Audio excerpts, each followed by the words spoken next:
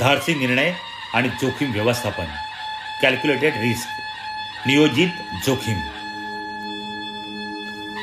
लाखांची फौज, कडेकोट बंदोबस्त आणि शत्रू स्वतःच्याच घरात. अशा वेळी लाल महालात घुसून शाहिस्तेखानाची बोटं छाटणं हे फक्त धाडस नव्हतं, तर ते कॅल्क्युलेटेड रिस्कचं सर्वात उत्तम उदाहरण होतं. चला शिकूया धाडसी निर्णयाचं मॅनेजमेंट.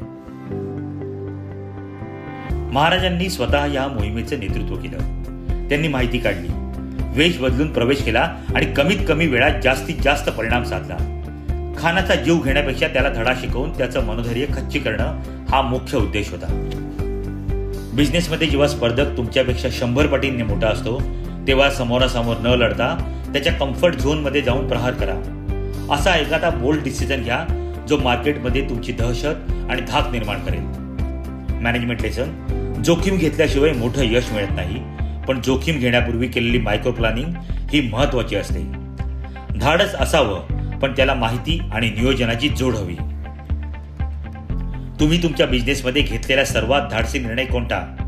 कमेंटमध्ये नक्की सांगा.